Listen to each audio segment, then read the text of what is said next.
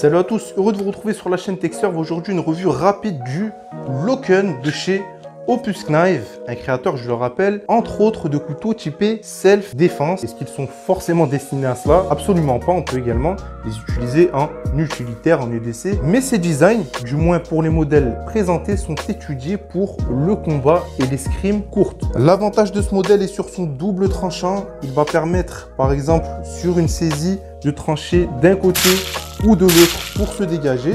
Pareil, sur un transpercement, si besoin, on peut partir dans un sens ou dans l'autre. Je sais, c'est un peu gore. Bien entendu, meilleur pouvoir de pénétration dû au spear point. Qui dit avantage dit souvent inconvénient. Et là, je parle vraiment martialement parlant. Que ce soit aux initiés ou aux non-initiés, vous allez avoir des désavantages. Un double tranchant, ça signifie que vous allez avoir toujours un tranchant vers vous. Que ça soit en reverse ou en simple, vous allez toujours avoir un tranchant de votre côté. Et sur un tampon, eh bien, vous pouvez recevoir votre tranchant, ou sur une parade un peu mal effectuée, vous allez pouvoir également vous blesser vous-même. Donc, on va avoir un inconvénient en termes de sécurité. Pour les caractéristiques techniques, on est sur 18 cm de longueur totale pour 8,9 cm de tranchant et un contre-tranchant actif de 5,1 cm. Une épaisseur de 4 mm, le rendant particulièrement robuste. On est donc, les amis, sur l'excellent acier N690 au cobalt avec une trempe cryogénique offrant une meilleure tenue de coupe, un grain plus fin et une meilleure tenue à la corrosion. Le manche étant paracorde tressé, bien entendu, beaucoup de paramètres sont modifiables pour plus de personnalisation, tel que le fait de pouvoir choisir des plaquettes en G10 par exemple pour le manche. Je vous laisse regarder sur le site de chez Opus Knife. Pareil pour les Kidex, il est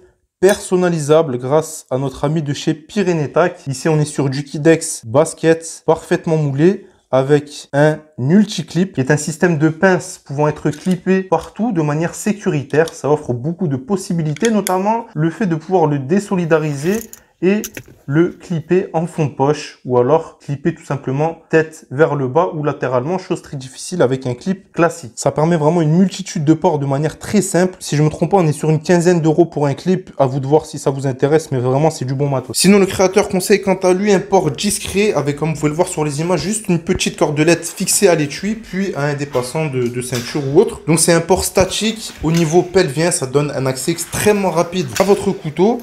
Mais ça, c'est limite en termes de confort, surtout quand tu as un peu de ventre. À vous de voir ce avec quoi vous êtes le plus confortable. Le plus important, c'est vraiment de s'entraîner avec un type de port. Le tranchant est en deux parties avec ici une base concave, offrant une meilleure pénétration sur ce genre de mouvement. La seconde partie est convexe, plus efficace sur de la tranche. Et le double tranchant reste avantageux en EDC pour des coupes en aller-retour ou pour celui qui voudrait préserver un tranchant par rapport à l'autre. En le réservant pour les tâches ingrates, ça permet au final d'avoir un tranchant, un des deux tranchants toujours rasoir. La pointe est robuste et cela après plusieurs tests. Et quand je vois le nombre de couteaux qui cassent à ce niveau facilement, je peux vous dire que c'est un très bon point. On est sur un couteau relativement bien équilibré. Le maintien est fluide.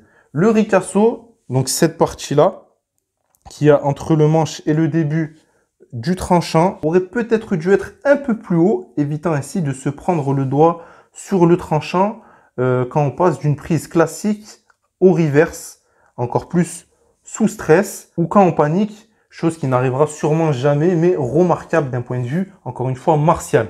Après, ça dépendra bien sûr de vos paluches. Certains n'auront pas ce problème, mais comme vous voyez, des fois, j'ai un petit peu tendance à retomber sur la base. L'avantage également d'avoir un ricasso haut permet d'avoir une marge de manœuvre lorsqu'on plante, lorsqu'on transperce. La main peut, pas forcément, mais peut légèrement glisser et tomber sur le tranchant quand la garde est courte, comme ici, et de surcroît quand le ricasso l'est aussi. Quoi qu'il en soit, les amis, ça reste un excellent couteau que j'ai pris plaisir à utiliser. Rien que le regarder, hein. Regardez ces lignes, ces finitions.